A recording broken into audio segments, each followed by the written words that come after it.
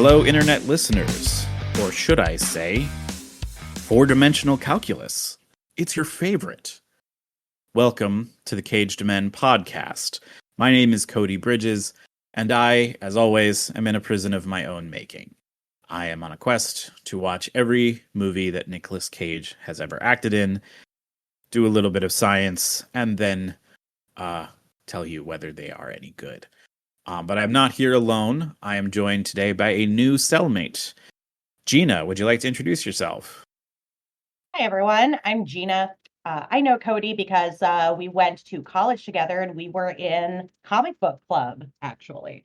And that was a lot of fun. These days, you can also call me Rocky Rhodes, which is my air guitar stage name. I am a professional air guitarist. So You are continuing the trend, 2 for 2 of episodes where people are remarkably cooler than me in the things they do in their creative life. So I've had Kyle, I have writers and other people intending to join me. So I'm very glad to have you. It is great to have you on because, you know, getting to meet up with folks from my college days and reconnect with friends has been a fun part of all this. yeah, that's awesome. Also, we have a sort of link to this. The blood of the movie we are watching, the ether of it is in the comic book world. We are on the downswing today. So as folks know, we are working our way out from the middle, and this is our first movie dipping lower than the median Cage movie into Astro Boy, which is a 2009 release starring Freddie Highmore and Kristen Bell and Donald Sutherland and Nathan Lane, and way far down in the credits list, our dear friend Nicolas Cage. So I guess I'll start with how familiar with this movie were you before we watched it for today, for the episode? I had never seen this movie before. And I'm not sure, are we going to get into like Astro Boy just yet, or should I just comment on the movie right now? You know, we're kind of light on Nick Cage stuff to talk about. So yeah, were you a big Astro Boy fan at any point in your life before this? So here's the thing.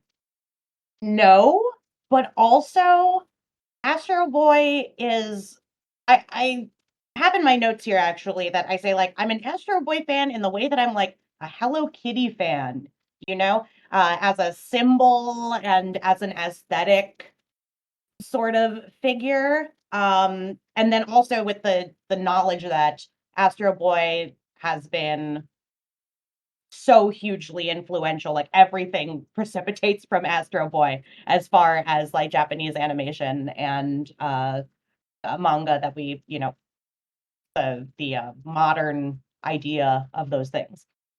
Yeah, he's really, from my knowledge, from what I could tell doing research, the first shonen protagonist, right? Like the first young boys action adventure comic book character was the Mighty Atom was what he was known as in Japanese originally.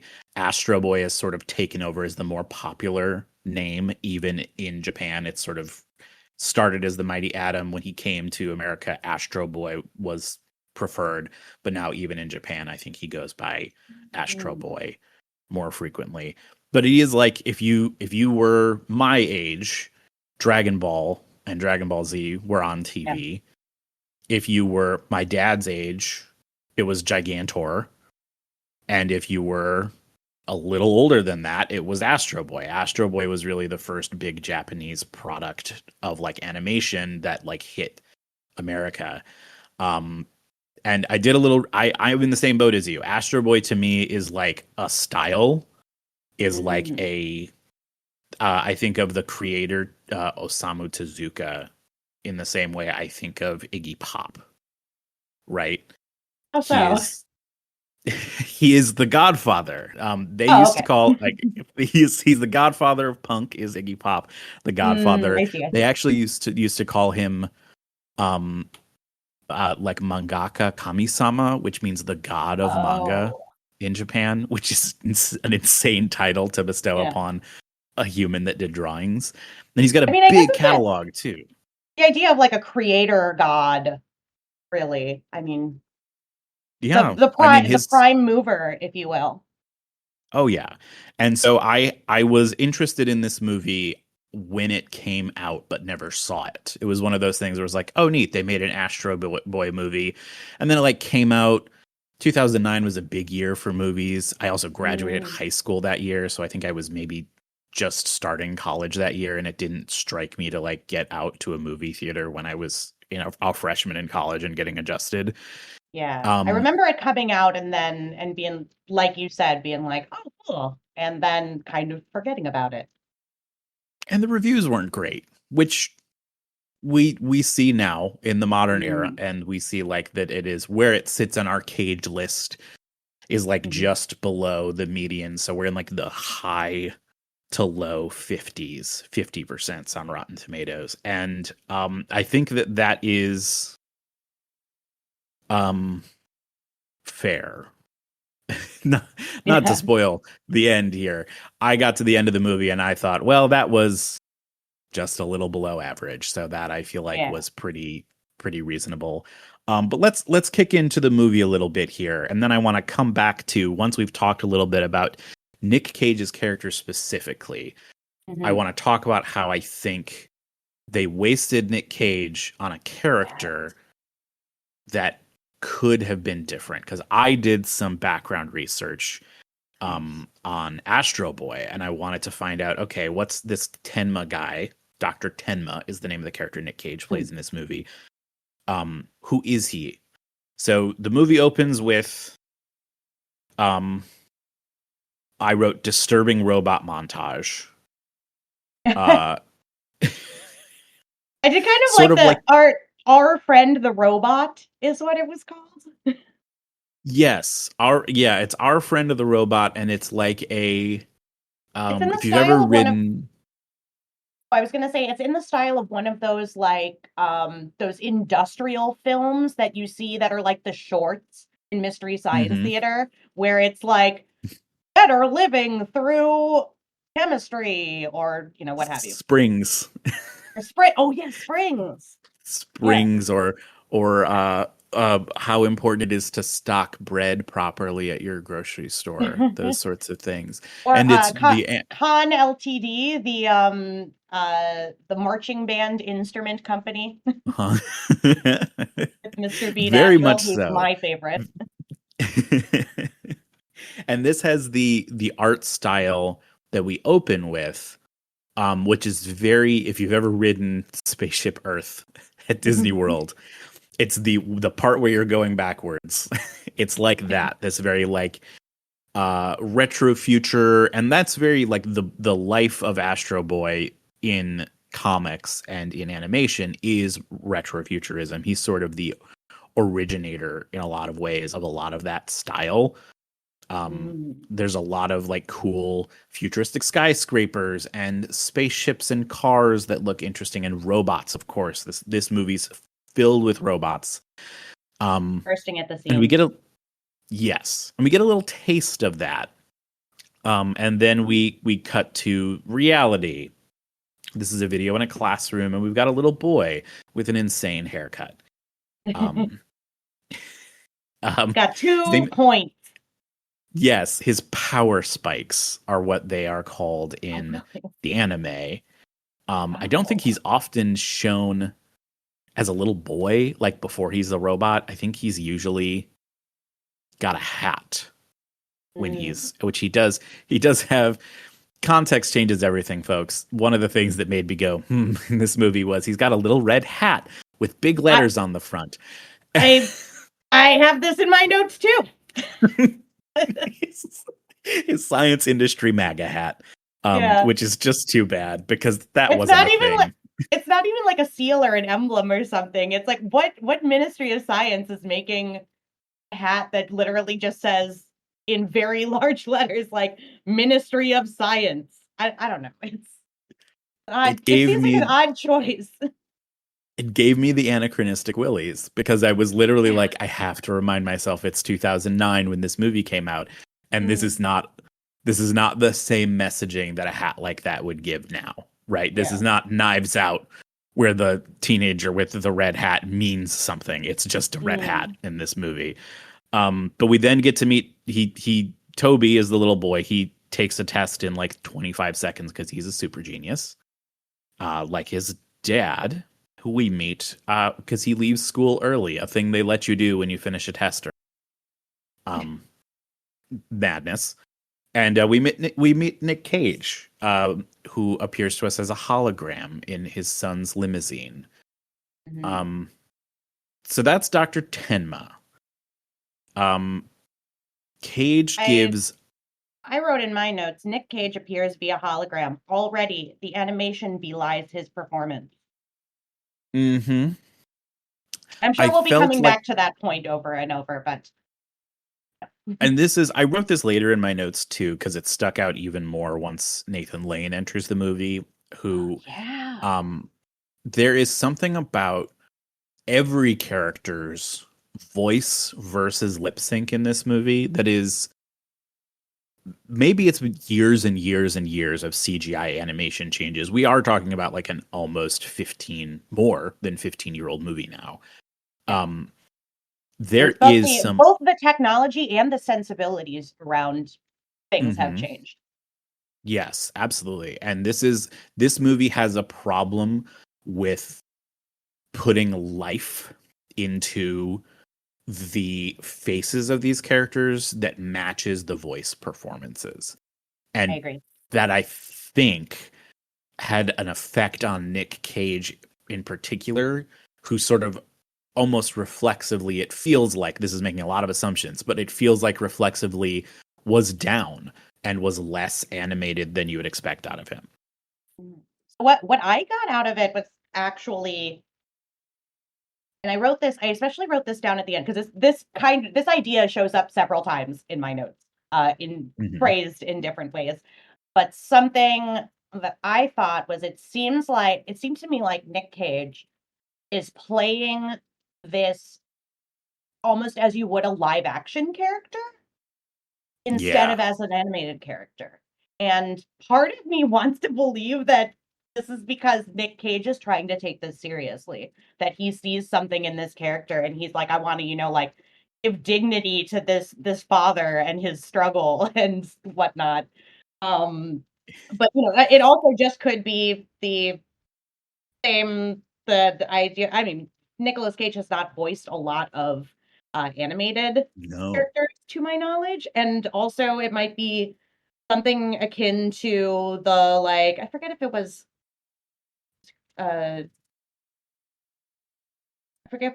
Sir Ian or if it was Christopher Lee who said the thing about going onto the set of The Hobbit and being like, oh my God, I'm just in a green room, and like starting to cry.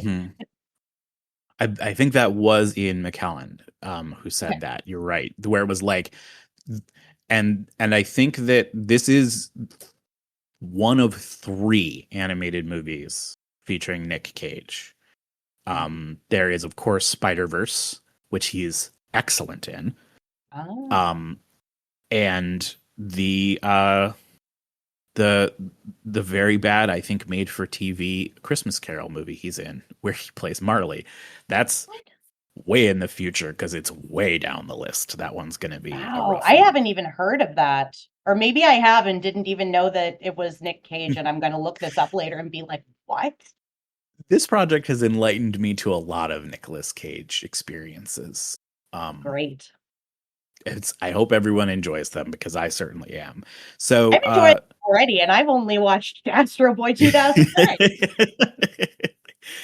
So we get a little taste of what Nick Cage's character is like. He's kind of an absentee father. He's a little, like, you can tell that they're distant and don't get to be around each other very much. It's pretty good. I mean, this is a movie that struggles with the face part of CGI and the acting part of CGI. This has a lot of cool cinematography moments for a CGI movie, though. Some neat shots, and they're not bad at it. I think that's one of the things I liked about the movie was how often, until we get into some of the later action scenes, which I feel were not awesome, a lot of the moments that are trying to show like a cool scene or an emotional scene are decent, are well crafted. And I think that's sort of the like the age of the medium starting to find itself. Mm. I wanted to mention, So since we're talking about like cool cinematography and stuff, one of the I intentionally did very little like research into this because I didn't want to accidentally show up like pretending to be a Astro Boy expert or an expert on anything. So one thing that I did write down that I thought was interesting was apparently Jendy Tartakovsky was attached to this at one point.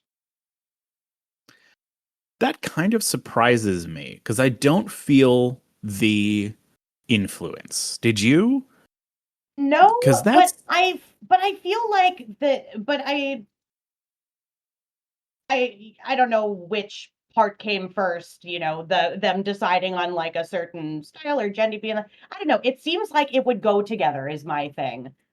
Even though I don't see the definitely. influence in the finished product of the movie, but it seems like a good choice if you're doing this kind of retro futuristic look to have Jendy in the mix. Oh yeah, it's a cyclical thing because you can watch the Jandy's projects and see the very bold retro look of a lot of his work comes from that like thick line animation style from like the 60s Astro Yeah. Boy. Much in the same way that you can feel Johnny Quest in Venture Bros and that's like Yeah. intentional. There's a very intentional like through line I feel like to those, and like to have him come back and do it would almost be like an obvious choice. um Yeah. I'd be like, I can't so think of a good if I had like a couple minutes to sit here quietly in the middle of this podcast, I could probably come up with a really good like analogy for that in from some other medium, but I'm not gonna do that right now. I think it's a rare thing if it ever happens, Mhm. where like a director who's truly inspired by one director gets to double back and redo their work, or like an animator doing the same thing. I think like that's Mhm. pretty uncommon, which would have made this a cool 2D Tarkovsky project, I think. Yeah. But I'll talk about my feelings about the CGI Yeah. in this a little bit later. Plot wise, we roll along.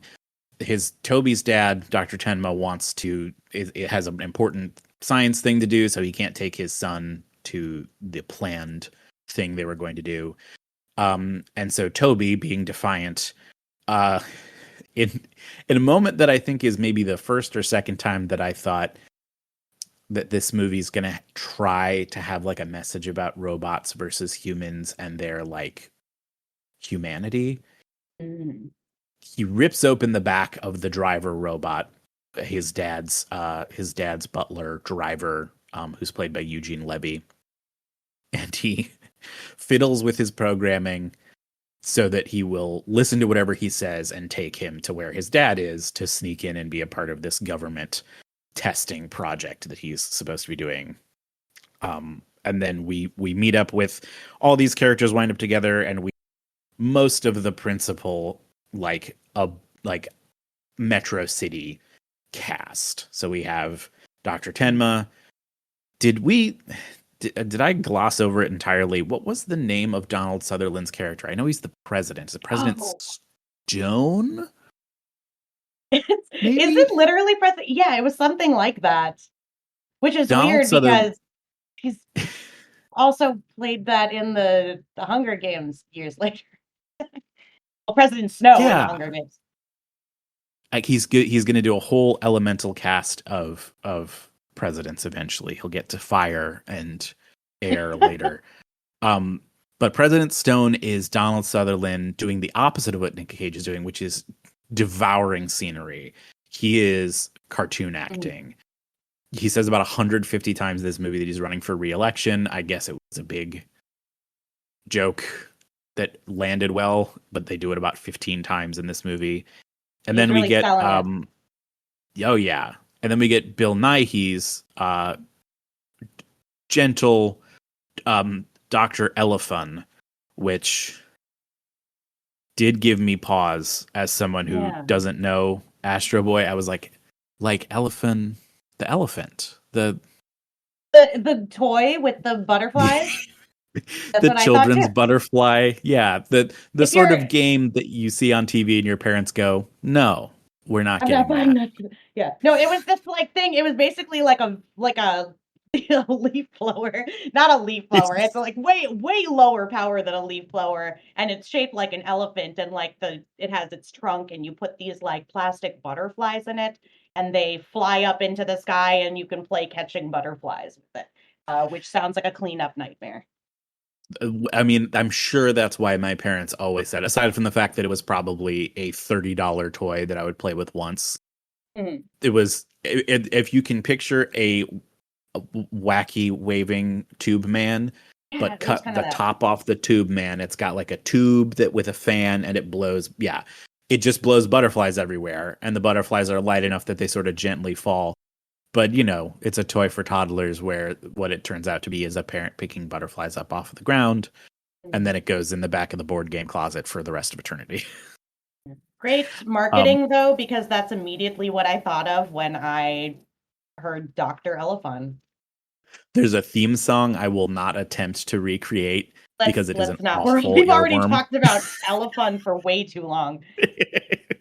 um they immediately introduced this what I consider to be a pretty child leaning contrivance in this movie. um the thing that they're testing at this government military test is these cores, these power cores that were found or dug up. One is blue, which is like a positive energy source, and one is red, which is a negative energy source.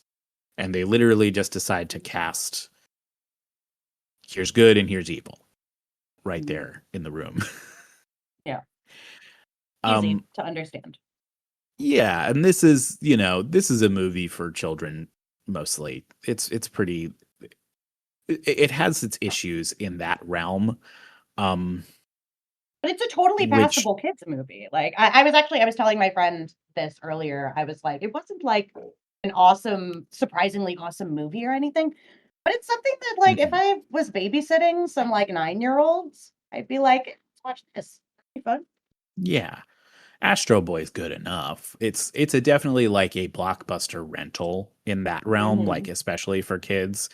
I will say we hit our first moment that did make me go, "Dang, this is a kids movie that has a lot of things that aren't very kid friendly," which is that the experiment goes wrong, and because he's misbehaving, Yes. Toby winds up in the chamber where the experiment is being taken place, and he can't get out, and he winds up vaporized, like gone, Mhm. totally destroyed. So not just dead, but gone without a trace.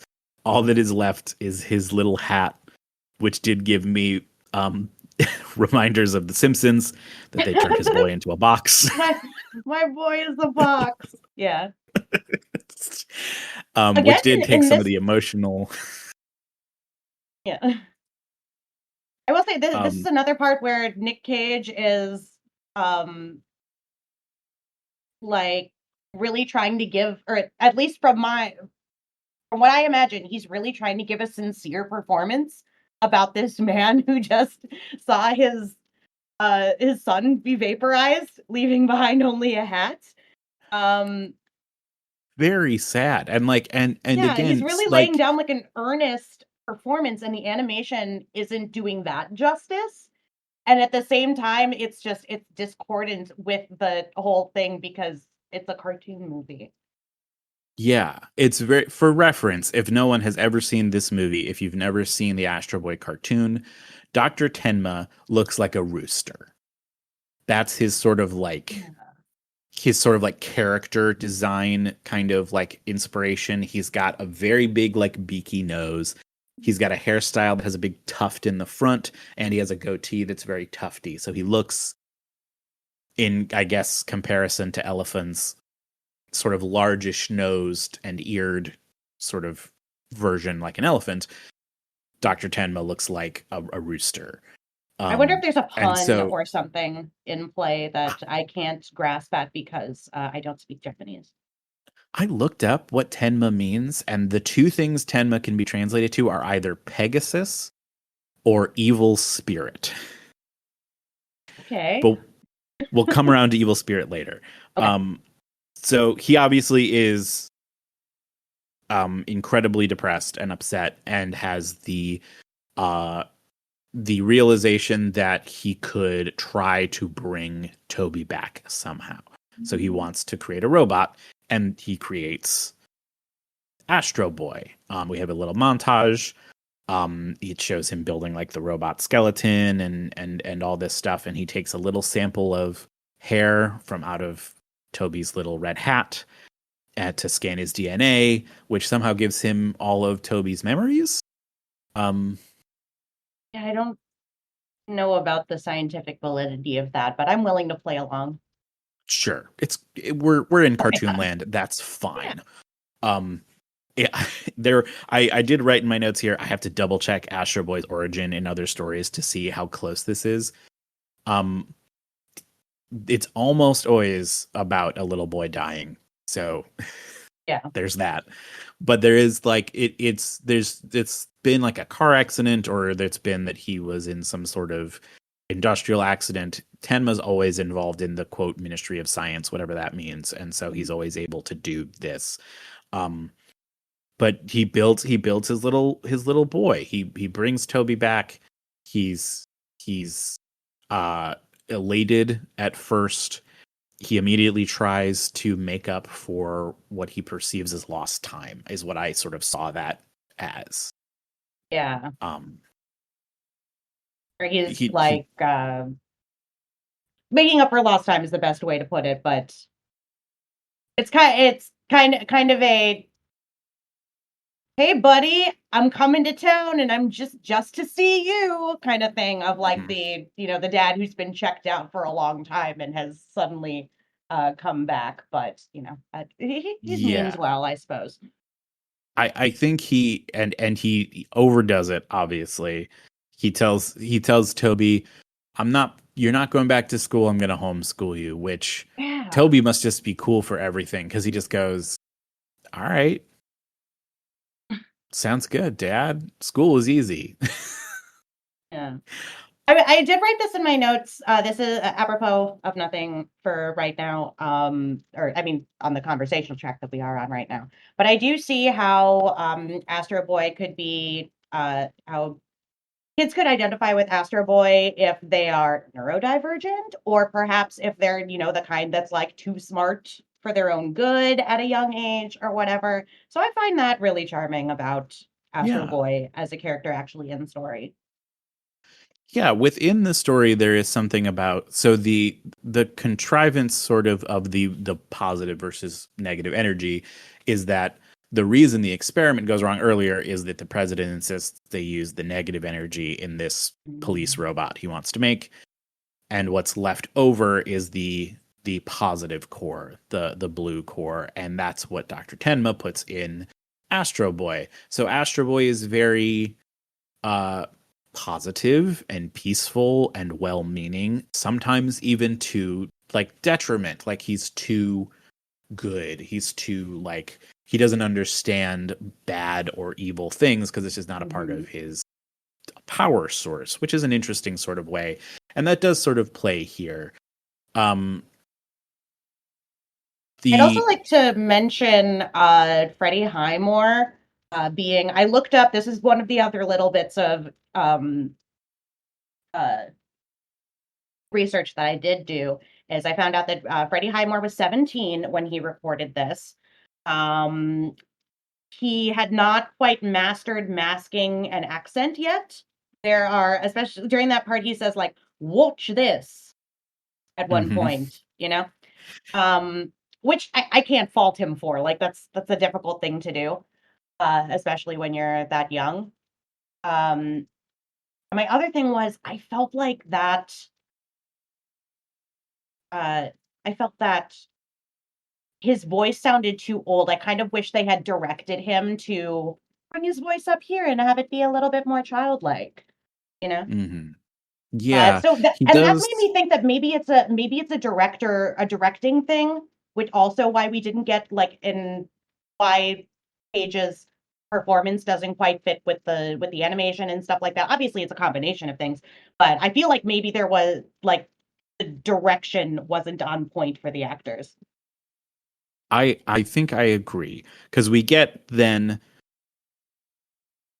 we get a little glimmer of Toby being nicer to the other robots. He's nice to the Eugene Levy's robot character, but then his dad has kind of a moment where he's like, "This isn't the same. I don't know what's going on." And he sends Toby to his room, where Toby realizes he can understand the robots outside of his window, goes to talk to them, and then accidentally falls out the window and discovers he has rocket boots. He can fly. Yay, he's Astro Boy. We don't get that much elation, because he is immediately comes home to talk about how excited he is about this, and his dad is again, Nick Cage doing too much theater work and not enough voice acting work. Very depressing, very like upset, and says he just wants Toby to go away because it's not Toby, it's a robot, and he can't let that cognitive dissonance get over it. Dr. Elephant is there and tells him that he can't, he has to realize he put the memories of his child in this robot. Again, we're at a scene here where there's a lot of child death and abandonment in this movie so far. Yeah. And Nick I put this in my notes. Nick is really doing it. Great performance, belied by the movie. Because I can see that if he was doing this if this was a live action movie, then there would be a lot of body language and stuff, and there would be a lot of gravitas to this moment. But it's mostly like it is not a character model or animation style that lends itself to anguish, I guess. And I guess that's hard in animation in general. There are not a lot of, I don't know, Don Bluth has a couple good characters who are really good at like actually doing full like breakdowns, and he never reaches that point, probably because they aren't capable of animating anything like that.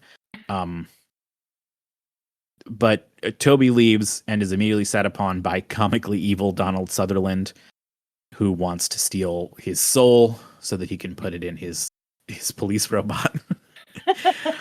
When you put it that way, it's pretty funny. I mean, it is at the end of the day, he's struggling to find a reason for people to like him, so he wants to start a war, and so he wants this amazing technology to help him do it.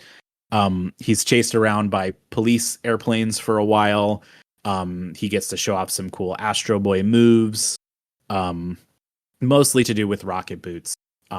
He pretty much, most of this movie, of the powers that Astro Boy has, we just see flying and being able to lift things that are heavy. Yeah.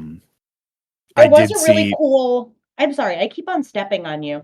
No, I'm talking too much. I'm also trying to, I mean, it's your podcast. I'm trying to let you shine. I want. There's a reason we're here. As I've said, I've said to people before, I need other people so that it is not just 90 minutes of me droning. Yeah. No, I was gonna say in this section there was a really cool, very anime-esque shot of the huge robot rising up to Astro Boy's eye level as he's like standing out on the building. That was the moment where I was like, all right, this is the kind of look that I want to see in this movie. That was, and this is about the moment where I was like, he's seeing him fly around the city. I was like, do I know enough about the visual like trademark of Astro Boy anime and manga to know if this is doing it favors? Like, is this a good representation? And I was like, I liked the huge like flying robot, which has a very American name. It's a giant military weapon called the Spirit of Freedom. Right on. And he sort of does brief battle with it and gets exploded. To which Donald Sutherland says, "Touchdown." Too much. I don't remember that. I don't think I'll ever forget it. I'm surprised it's not in my notes. Touchdown. he screams touchdown and high fives his evil crony general, and then gets Astro Boy gets sent to the other layer of this world. So he lives in Metro City, which is a floating city, and the surface is, according to the propaganda he watches, essentially uninhabitable. But he gets sent down to there, and there he finds a zombie robot nightmare. It's very much like the junkyard scene in the Brave Little Toaster. Oh yeah, I was getting that. I was getting notes of the lepers beseeching Jesus in Jesus Christ Superstar. Bro, I have that in my notes. High five. That's literally what I thought of, like right there. And he's like, I can't help all of you. Please. In a way, Astro Boy is Pinocchio-like, but also he does a lot of. He's dead and resurrected. He's sort of he's a robot that people are the ideals he's supposed to live up to. This is I'm an atheist. I'm not afraid to be blasphemous on a podcast. He's a very Christ-like anime character. I mean, it's at some rate a lot of these aren't most shonen protagonists. Yeah, I mean it's a hero's journey type thing. It's another hero with 1,000 faces, the Pinocchio with 1,000 different heads or something. You know what I mean? Yeah. He goes through it once he gets down here. He meets some well-meaning socialism robots. Oh yeah, they were funny. They have I wrote this: funny revolutionary robots have softened my feelings towards the robot designs in this movie. Yes. Because I felt like the robot designs are kind of uninspired in this movie. I wanted to bring that up. So, the Spirit of Freedom looks awesome. Yes. Astro Boy looks okay in 3D. I think he looks better as a 2D character, sort of overall. So many of the robots in this movie are really smooth and really like similar, or like almost like, okay, we pick a type of robot and there's 50 robots that look like that, right? Mm-hmm. I stopped around this time, around this like moment, because I was like, are we getting the visual identity of Astro Boy in this movie? And no, truly no. Yeah. The robots in the even if you're talking about like the 60s and the 80s series, and especially not once we get into the closest anime series to this one was in 2003, so really recent. That has a much more like Macross. I mean, and I guess in a way, like Macross and Gundam come from Astro Boy more so than the other way around. But then the 2003 series has this very like Gundam-y look. All the robots are bigger than Astro Boy, which is the point, because he's, the little mighty hero who's small but impressive. And they are unique in a way that, like, if you're doing like a Monster of the Week adventure show, if you have a bunch of robots show up that are similar, the kids are going to get bored. You got to have but you got to have a new funny little themey quirk every week.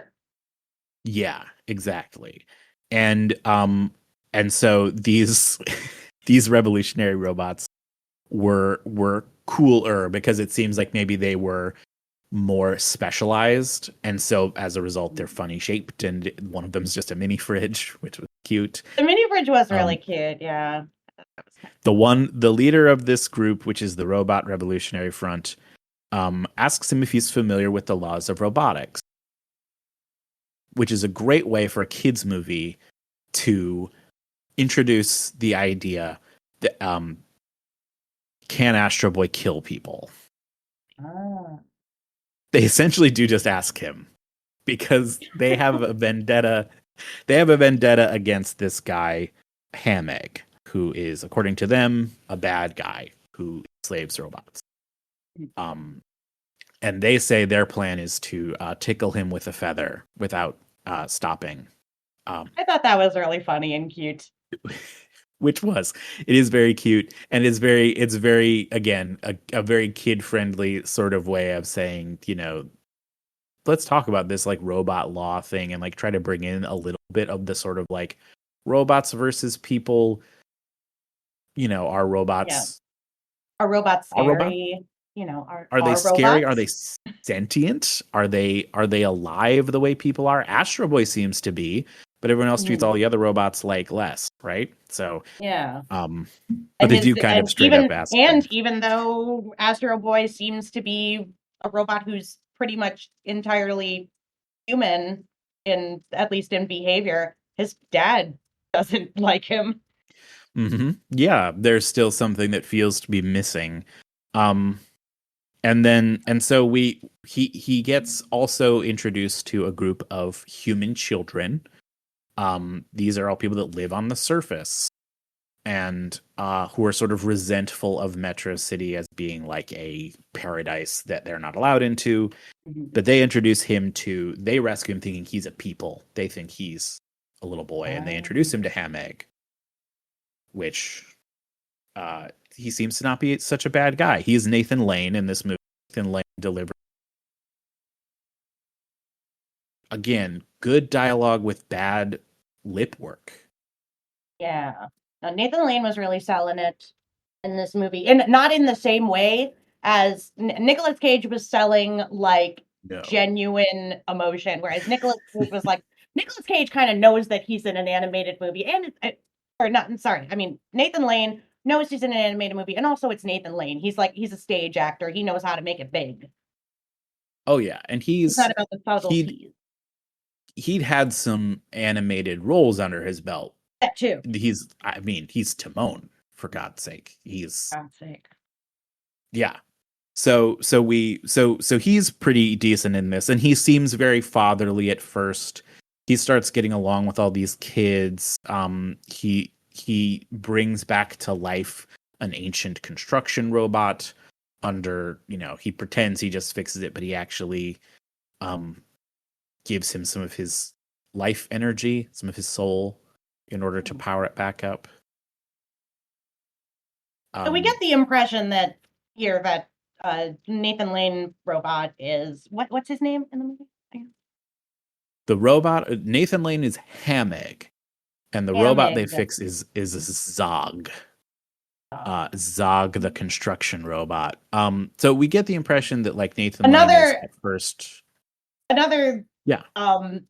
niche weird right wing political thing that probably wasn't a thing in 2000, or at least wasn't as well known in 2009, but did give me pause in the same way as the red hat. Oh gosh, that didn't even cross my mind. Although Zog is a perfectly robot-y name to have, like for Yeah. a giant robot, like Zog is that does sound like a robot. I don't want to, sound like I'm being conspiratorial here, but it's hard not We to notice, in the current climate. Yeah, we do not want to imply that We Astro Boy actually think 2009 is a right-wing psyop from 15 yeah, years ago. But it is it's just really it's not. hard to ignore the way things are in modern day. And Um there are so, in that same bin, there are some interesting things. I think I might have a note, actually, like a specific note about this later on, but our relationship with AI right now. oh yeah. There are some nuggets in this movie that I think I don't, not that have aged well or aged badly, but like have something interesting to them now in the current climate. Yeah, sort of like a retrospective where like Yeah. all of a Oh, sudden. yeah, there's actually this is in my notes. There's a line, and I think this is, you know what? Wait, let's continue on in the plot because it comes at a minute later. Yes. So after Astro Boy fixes Zog, it starts to become clear, if not to Astro Boy, but to the audience, what Hameg is doing is essentially the robot version of like dog fighting. Yeah. So he's training these robots to battle each other, and he's sort of in charge of the whole affair. It's called the Hameg Robot Games. Um, and we get some like cute character moments where all these kids talk about how they are, they're a found family now, and the main little girl that he makes friends with, Kristen Bell, is named Cora. And she talks about how she used to be from Metro City and doesn't think her parents are even looking for her anymore, and she's very sad and very upset about that. And so he gets closer, and he keeps getting closer and closer to telling them that he's actually a robot. And then it's too late. They wind up going into town for the Hameg Games, and Hameg reveals that he realized all along that Astro Boy was some kind of super robot, and shocks him with like a little taser device, and then forces him to compete in the games. Somewhere around here is when I wrote down this line, and I wish I had wrote down who is saying this and to who. But the line is, somebody programmed him to be nice, and he says he's not really nice. He's just an incredibly powerful machine. Yes, And that's something right. that's something that I pegged as like an AI sort of thing, because there's a lot of talk right now, if you're listening to this in 2025, talk about like the AI psychosis and people getting attached to their AIs that they have made, their chatbots effectively. And yeah, he's not really nice. He's just an incredibly powerful machine. Absolutely. Yeah, I think that's Hameg trying to make the kids feel better after he electroshocks Astro Boy. Oh, Uh yeah. he's like, you got attached because he's convincing, but he's still just a robot. And I find I did find that very interesting, because there's a part later, and I think a couple people say it across the movie, where the president says it's a machine, it'll do what I tell it to do.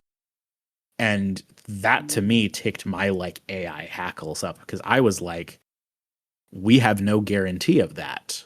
Yeah. In our world, we have a very kind of scary AI situation where, to your credit about what you said, that lesson, which I think is meant to sort of elicit sympathy for Astro Boy in the moment, in our climate is more like, well, he's kind of right. Yeah. We have this problem now where people are falling in love with AI, where people are putting ideas into AI, and AI It's telling idea them that because they're trying to be. yeah, it's telling them that they're the next, Einstein or whatever. Mm-hmm. And then the reverse of that being, we have this idea that we have control over technology, and it feels less. So yeah, the conversation around all this obviously has changed in 15 years, but it did sort of give me an interesting feeling. We cut to the robot games. Astro Boy is entered in to fight against all these other robots, which he starts by saying, I was gonna say, in a very Star Wars prequel looking arena.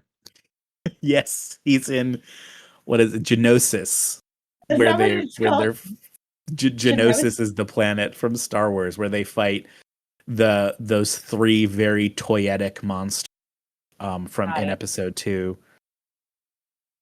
And yeah, so he's set up against this robot. The robot immediately starts attacking him, and he's like, I'm not doing this, I don't want to fight. And then we get a montage of him smashing robot faces, Which is fun. The robot Revolution Front comes out to do their plan and immediately gets stomped. And then he smashes and destroys all these robots, and then doesn't want to beat up Zog. But Zog also doesn't want to beat him up, because he's got the good blue energy in him. Oh yeah. Yeah, so he's got like the power of goodness throwing, as part of his energy, and so he doesn't want to fight Astro Boy, and they sort of They do allude that Zog is about to kill Hamegg, though, which Mm. I struggled with that moment a little bit because I was like, is this implying that all these other robots have the Asimov? They talk about the laws of robotics in the movie, which comes from Isaac Asimov. Yeah. iRobot, which is robots can't harm humans through action or inaction. Robots have to listen to whatever humans say unless it would cause human cell go against the previous two rules. So that's sort of, and they talk about that, and the RRF of course asks Astro Boy if he has to follow those rules or if he's different. And then Zog, it seems like, is about to kill Hamegg, and then Astro Boy has to stop him and tell him that's not what we're gonna do. We can just run away and we'll be done. That's right. I didn't catch that when I was watching it, but yes. I was like, does that mean that this blue all positive energy frees them from like the shackles of robot slavery, but doesn't necessarily give all these robots the wherewithal to not indiscriminately kill people? Yeah, It's a part I struggled it maybe brings up reading too much into it. It's questions. a kids movie.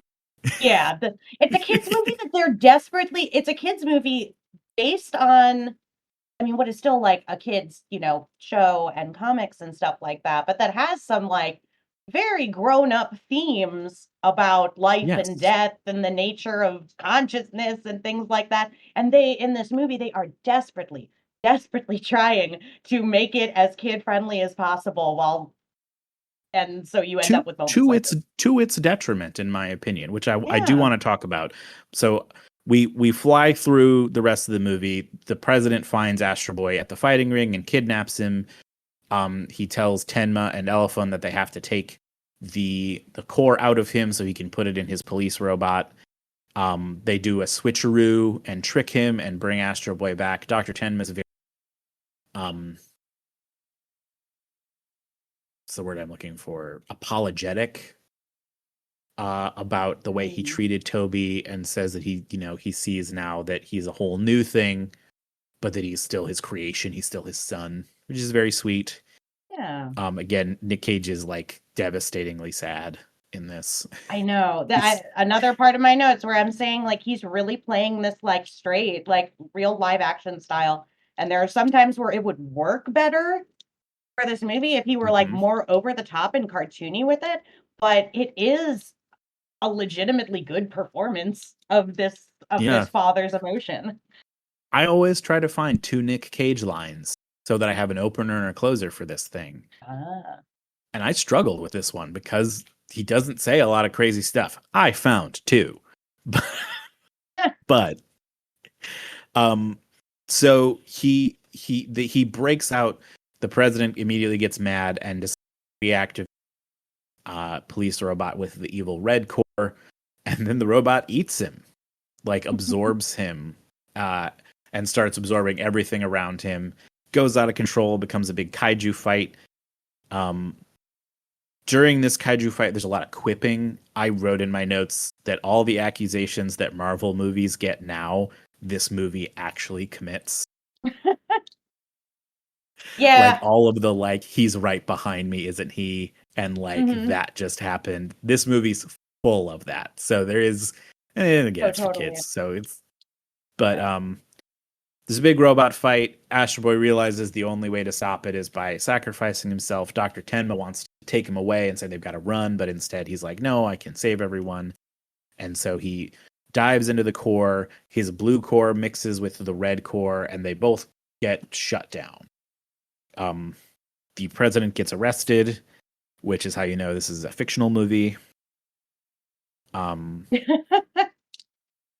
and Astro Boy uh dies, sort of. He's deactivated. His blue core is gone. Everybody is very sad. All the kids from the junkyard meet Dr. Tenma, and Zog comes up and says that he was saved by Astro Boy once, and that he can maybe save him, and he gives him some of his blue power. And there they go. They bring back Astro Boy. It's a very sweet, happy ever after sort of story, and like immediately Astro Boy has to fight an alien, which is again, very Marvel movie post credits kind of. Yeah. Um, At the so end there's a part where I wrote down this line where Tenma says, "Are you sure you're ready for this, Astro?" And those like last few moments of the film really seemed to me like the first and last time that Cage's performance was like at pace with the animation and the visuals. well, because he's finally like, it's probably the first moment in the movie where he's not. So in the very first act, he's like an absent father whose relationship with Toby is strained just because of their real life. Through the whole Yeah. second act, he's depressed because his real son is dead, and the robot son he made to replace him, He doesn't know how to love his robot son. he can't figure it out. He can't wrap his brain around the fact that it's kind of the same but not. And so we Which get is through all the third act where understandable. he's, yeah, I mean, it's, it's very AI, which is Yes. another sort of robot Pinocchio movie. But then we get to the third act where he's reticent but also apologetic, and he wants to sort of fix this because he knows it's different. And like we get just that one moment, Astro Boy is finally not in mortal peril, not literally dead, where he gets to be like, well, I have a son again, and kid, and he actually acts like a happy like character, and he seems like a cartoon, which is, I mean, yeah, we get just one little glimmer of that. Yeah. I An odd situation we find ourselves in with this performance. Yes, it is definitely in terms of Nick Cage movie, it is pretty Cage light, which there are going to be some in the podcast where he's a supporting role. I know that. Yeah.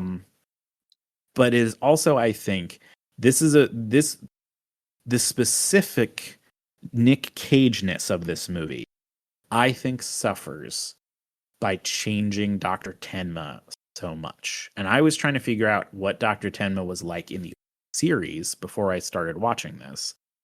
And I'm ready to hear it because, like I said, I intentionally did not do any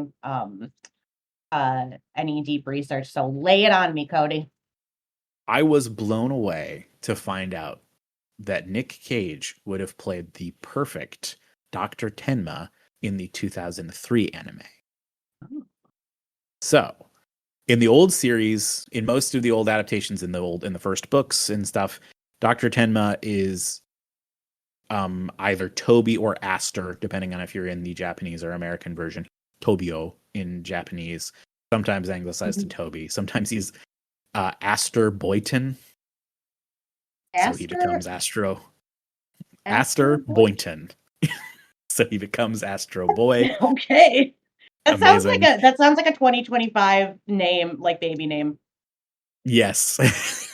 Aster Boynton. So he dies, and then his dad loses it a little and decides to try to bring him back as a robot. Very Pinocchio-like. And then usually something happens where they wind up separated, where either, much like in this movie, he can't take it and can't figure it out emotionally, or he literally like tries to destroy him because he realizes it's an abomination. Or so most of the time it's sad, right? Yeah. In the 2003 anime, he is a villain. Oh. So he gets into an argument with Toby about how they recycle robots. He says Toby's upset that they're destroying robots, and then it causes an accident where Toby dies. And then when he brings him back, he wants him to be the perfect robot that can become the king of the robots. And so he's like the main antagonist through all of the 2003 series because he keeps trying to set these challenges against Astro Boy to try and make him. And so he's got this very bombastic... Like try and make him tougher so that he can... He's like perfect. He's like, they cut back to... I can picture this in like almost like a Sailor Moon type way, like where in the Sailor Moon series you always have the monster of the week that the villain has sent out, and they're constantly going back to the villain, over the course of the episode, and they're sitting there like looking at their crystal ball going like, oh, let's see if the Sailor Scouts can handle this one. Very Dr. Claw also. Yeah, right? there is a Dr. Claw to it. So he's characterized in reading like the fan wiki. He's always in fine suits with a big bow tie, and he's always sort of like over the top, and he's got this sort of big personality of like he's a brilliant genius scientist, but he doesn't have morals. He's the same, and we get such a small little bit of that where he's a bigger part of the military industrial complex than Dr. Elephant is in this movie. And I really think that there was not a palette maybe in the American audience. We cannot have the literal dad turn out to be a bad guy. Ah, yeah. I have to think that's maybe what happened, because if you just Google, and I'll encourage listeners to, if you just Google Dr. Tenma 2003, you get this image of this character where if they told me that the American dub of this anime, Nicolas Cage did the voice of this guy, I would be 100% on board for that. He's got this very like devil may care look. He's always sort of smirking, and he's got this like, it's big, like, you know, vampire's kiss energy. It's crazy. Um, so that was like my main takeaway from this movie was, I think of movies now that are animated that have a kid friendly sort of feel to them. Spider-Verse is the main one I can think of off the top of my head. Mm-hmm. And I feel like this suffered by being too much for kids. And like, I think kids can handle like a more complex movie nowadays, Yeah. maybe, or maybe they always could, and now people are more confident in it. Yeah, it could be. I mean, look at Don Bluth, we mentioned earlier. You know, there's a lot of dark Yes. stuff in those movies, and you know, they just trusted that kids would be able to handle it, or that they'd be watching alongside their parents, and their parents would be able to say, like, you know, this isn't real, right? But also, you know, there's a lesson for you, you know. Yeah, I mean, and having that sort of edge to it, I feel like could have been a little more a little more like impressive of a movie. And maybe that just wasn't in the for this era of Astro Boy. And I mean, maybe it also was, Yeah. well, the anime is like that. Why are we going to make a movie that's the same? So, Yeah. Yeah, um, there's no telling where exactly things went. I mean, things didn't go like catastrophically wrong, but you know what I mean. There's no telling where exactly things went wrong. But I think there was a, you know, we should make an Astro Boy movie, and like the main thing that they were thinking of when they thought of Astro Boy was just like, look at this cute little guy. yeah. This is for kids, and like just like that, and also just the style of the design and the animation to Western eyes looks very, very juvenile. Yeah, he's a very like kid friendly look, right? Yes. He's chibi, I guess I would to use like Oh an yeah. industry term. He's big eyed and short, and he's, And you his know, proportions stocky. are, yeah, stocky. Hmm. Lots of line work. Yeah. So But um then why did they have a freaking the British kid, whose name is escaping me right now? Freddie. Freddie Highmore. Why why did they have Freddie Highmore voicing him, as if they're trying to make this, you know, like uh, a children's movie, a very much a children's movie, and that they see Astro Boy as like a little chibi child character.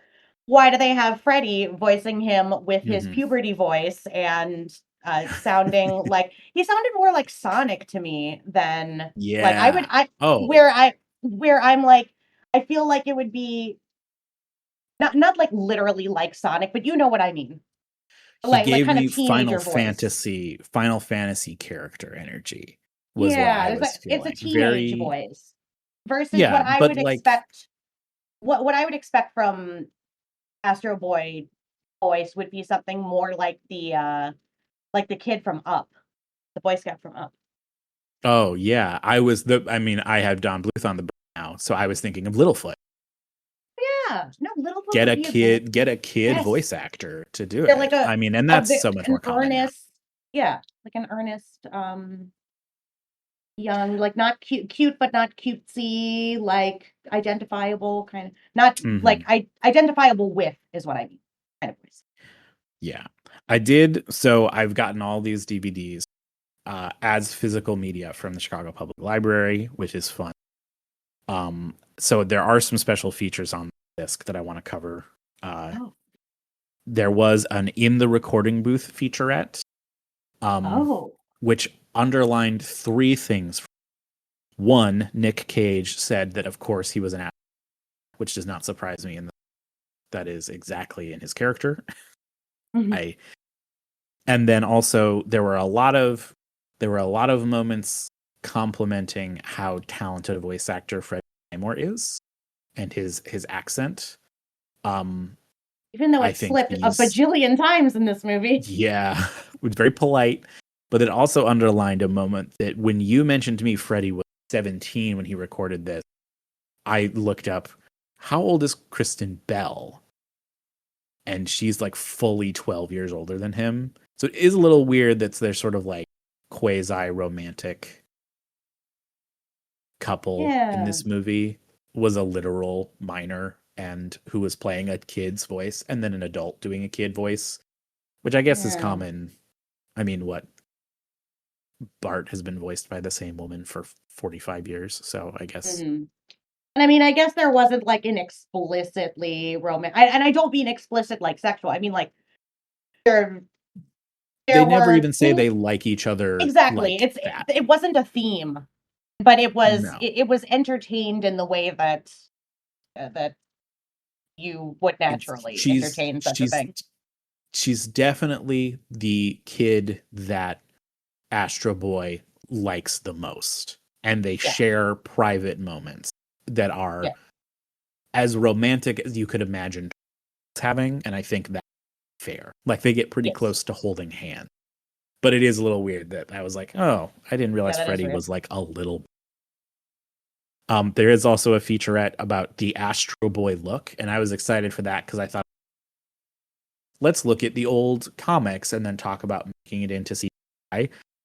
It is not that. It is about a weird fan event where probably to do for like a featurette for people to see the movie for free. They had a hairstylist outside gelling people's hair into Astro Boys. I was like, I did not think that's what it is about. That's most of the footage. Most of the footage, these people either don't have long enough hair because it's crazy to try and do that, or did not seem to care very much that this person was outside the theater. Very stunty, very like a very like production studio event sort of thing. Yeah, that's an odd choice for marketing. Definitely, right? That like they zeroed in on the hair.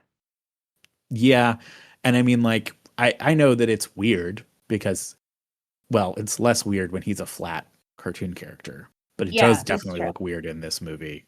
Like it looks a lot weird. Yeah, it's made that look. The Astro Boy look is meant to be a flat on paper look.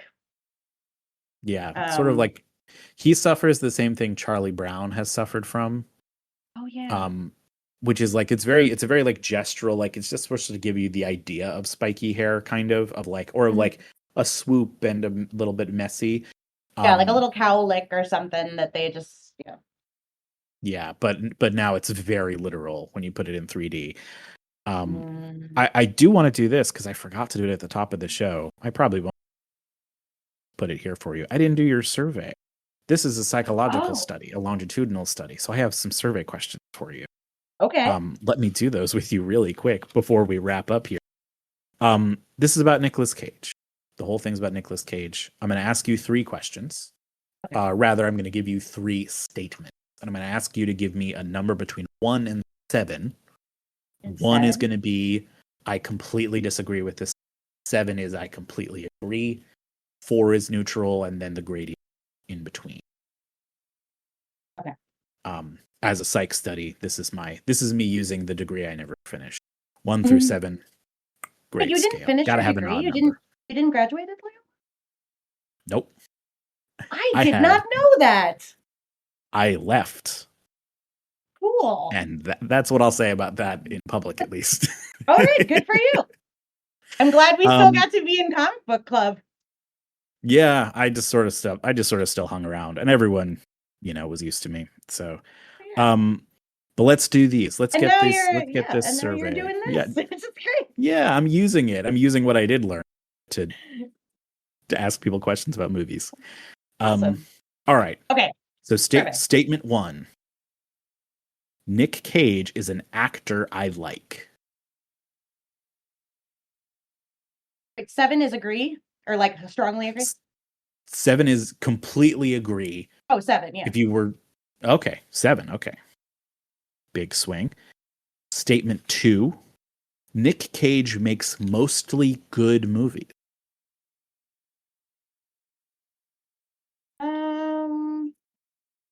I'm gonna say 3. 3. Fair. And then finally, in light of this film, Astro Boy, I want to watch more Nick Cage movies. In light of this film, Yeah. boy, I feel like it almost has to be 4, like a completely neutral answer because we really didn't get much from him in this. I can't even I agree. say I can't say that it would be a 1. Like I at first blush I was like, "Oh, 1." But then I thought about the parameters of this survey and I was like, "Well, no, that's too strong." Like there's just Yeah, yeah, I, it's I get completely totally neutral. what you mean. I gave this movie 2.5 stars. I have a letterboxed, so I track all my movie watching. 2.5, Yes. just slightly below average. It's for kids. Yeah. I think if someone took another swing at, which someone did, if you're interested in a more adult Astro Boy experience, which is a weird thing to think of, the most adapted Astro Boy story from the comic is an arc called The Greatest Robot in the World, which is about a giant robot that's named either Pluto or Bruton, depending on which adaptation it is, who is on a quest to fight and destroy all of the other robots considered the powerful. And of course, Astro Boy makes that list. Very Um, shonen. very shonen, very anime, like especially like 80s anime. But this Yes. dates back to the like just post World War II manga. And Oh, so Astro Boy in all the different versions of the anime winds up, trying to always get this huge robot to just agree to stop fighting because that's not what robots have to be. yes. But all the other strongest robots fighting the robot to try and prove a point and losing because Pluto's more powerful than them. There is an anime that was on created and adapted. I believe it aired on Netflix called Pluto.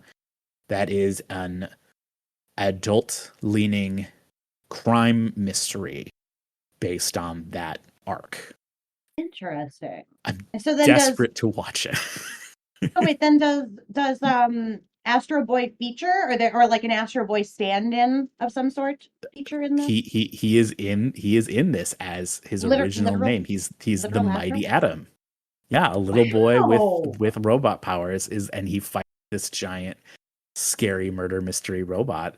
And they adapt one of the other robots into like a crime solving like detective robot who I think was just like a side robot in one of the stories. It looks absolutely fascinating. I'm so interested in it, and literally in the back of the dub has Nicolas Cage as Tenma. Um, but we are not so lucky in this case. Mm. But yeah, just a Maybe little extra someday. for all. Yeah, for all my Nicolas Cage heads out there, if you're looking for a break from Nick Cage movies, like I nowadays am a lot of the time, um, check out Pluto. It looks so cool. I can't wait to watch it. And it is invigorating in me an appreciation that I have not had before. So Yeah. that puts us right to the end of the movie, the end of all my notes here. Was there anything else about Astro Boy that you felt like you wanted to say? I feel like I covered everything that Yeah. I noticed in the movie, that I noticed with Mr. Cage's performance. Mm. Um And yeah, it was but like I pretty much am in agreement with you. It's just it's a ever so slightly below average movie. It's not a bad movie by any stretch. There is definitely not enough Nicolas Cage in there. There Mhm. probably wasn't the most incredible direction going on with No. the voice actors, or maybe like I mean, who am I to say? I'm not in there. It could very well have been that Nicolas Cage just insisted on playing this character totally straight, and Oh they had yeah. no idea how to animate genuine anguish. Oh, Very, yeah, it very was an much my interesting feelings watch. too. It was an Yeah. interesting Well, watch in I its was way. very happy to have you on, and thank you for joining me. I have just like two more things for you, questions. Okay. First, if you would like to rejoin us at some point in the future, is there a Nicolas Cage movie that you know you would like to be a part of? I mean, Moonstruck is a family favorite. Like it's literally a movie I watch with my parents like all the time. But I'll give you a couple other ones because I know I think we talked about this before and you were like, oh, there's gonna be like a fight over who's gonna do I Moonstruck. my dream of dreams is that this show becomes popular enough that I have an excuse to film like a live episode like in a bar or on a tiny Oh stage. wow.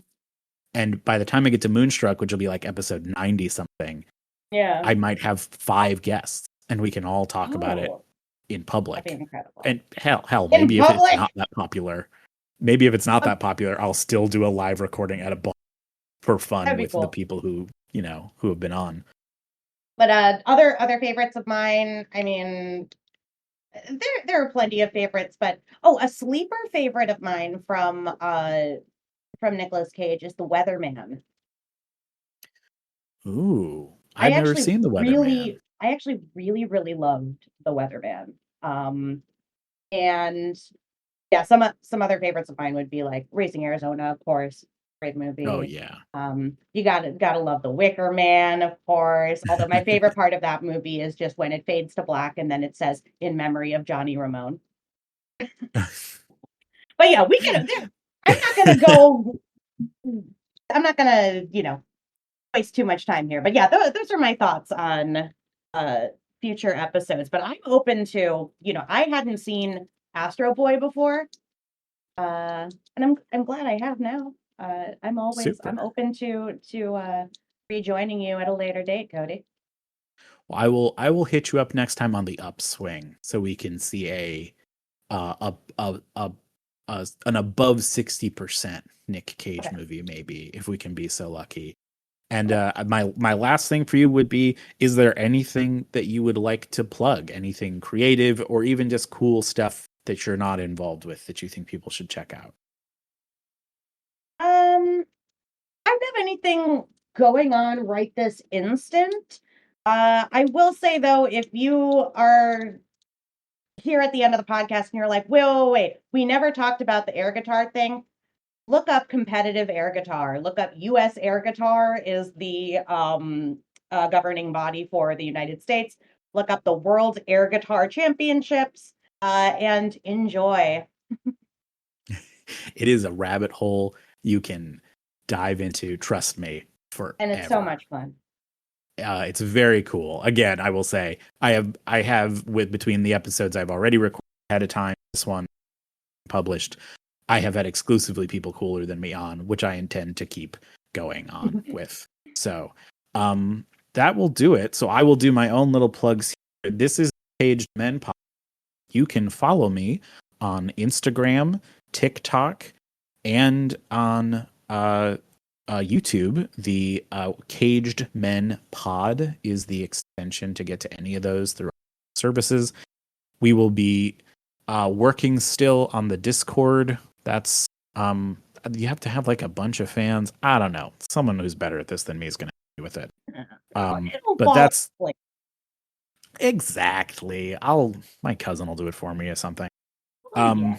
And You may not think that you're the coolest person in the group, but you have a lot of people who think you're cool and are willing to aw. cage themselves as men I don't know Yes. what I was going for there. You know what I mean. Get in the cage. Well, and we will have new cellmates coming up. I'm so excited for all these episodes coming. If you want to send me an email about the show to ask about when an episode's coming up, to ask me about something, to say a nice comment, the email is cagedmenpod@gmail.com.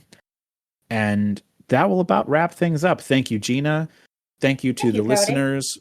Yeah, and we appreciate everyone joining us. And I will close by saying, go on and enjoy yourself with the robot lady.